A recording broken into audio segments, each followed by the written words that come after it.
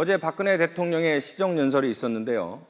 헌정사상 처음으로 이태 연속 지적연설을 해서 이례적이라는 평가를 받았습니다.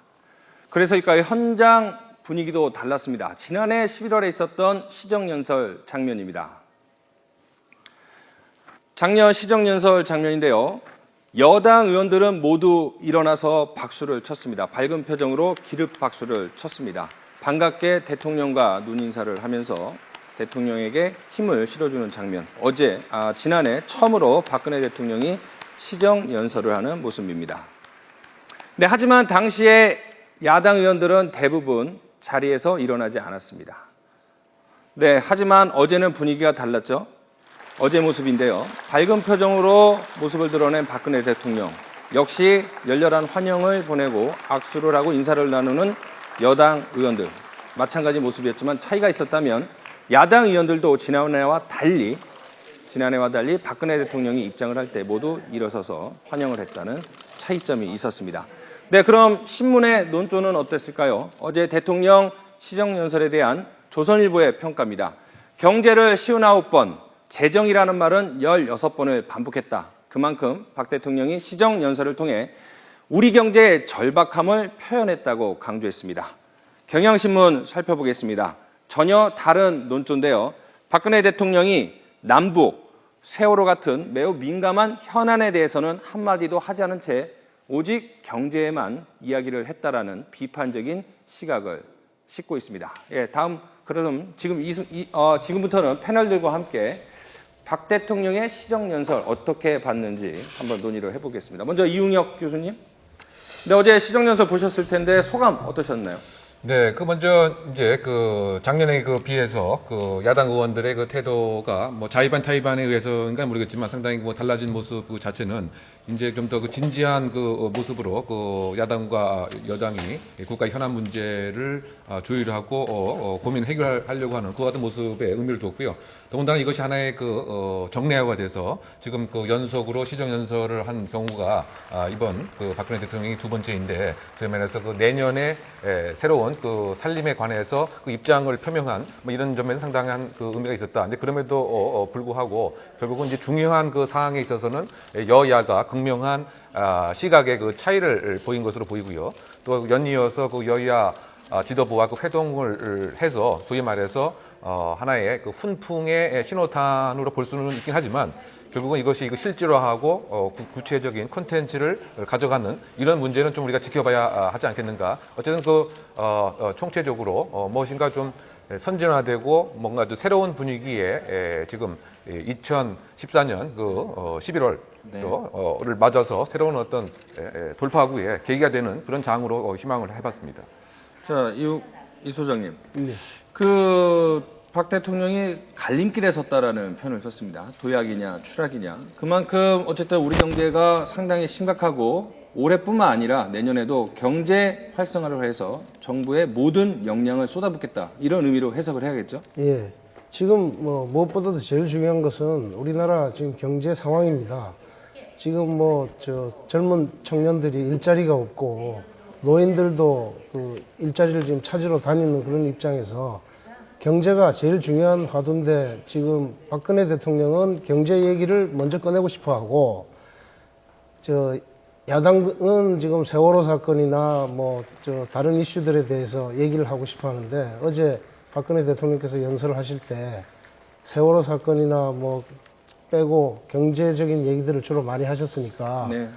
거기에 대해서 약간의 불만을 표출한 것 같습니다. 네. 그래서 좀 전에 이용혁 교수님 말씀대로 야당 의원들의 어떤 기립한다든지 박수를 친다든지 하는 현상이 있었다고 했는데 제가 볼 때는 아직도 멀었습니다. 국회 대통령이 방문을 하면 여야가 정파에 관계없이 혹은 정책에 반대 이런 소신이 있더라도 기본적인 예의는 갖춰줬으면 하는 게 제 바람입니다. 자, 알파고 기자. 보통 외국에서도 대통령이 국회 연설을 하거나 여야 의원들을 만나기 위해서 나타났을 때 그러니까 상대당 같은 경우에는 어떤 반발이나 반대 의사 표시로 불만을 표시하기 위해서 기립을 안 하거나 악수를 외면하거나 이런 경우가 좀 비일비재하나요? 아니면 예의를 좀 갖추는 경우가 많나요? 이제 민주주의가 발생하는 국가들에서 민주주의가 확산된 나라들에서는 여당이 주로 예의상으로 참석을 하고 거기서 악수도 하긴 하지만은 좀 민주주의가 덜 발전된 나라들에서는 대통령의 최근 했던 행동들을 싫어한다면 여당이 국회에 아예 안 들어가거나 아니면 악수도 안 해요. 들어가도. 그러니까 악수를 안 하는 경우가 꼭 우리나라뿐만 있는 일은 아닌데 어쨌든 뭐 정리를 하자면은 그런 비판들이 있었기 때문에 올해는 야당에서도 좀 신경을 쓴 듯한 그런 모양새고요.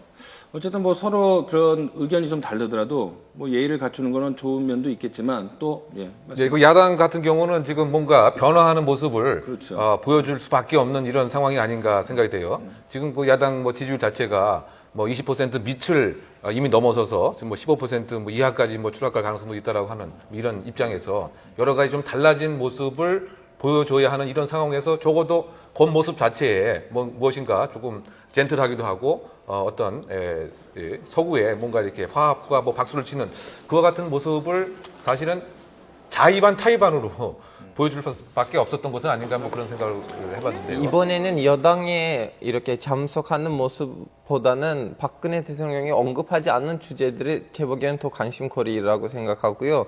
특히 개헌 문제를 언급하는 이유는 더 이상 지금 공무원 연금법도 문제인데요.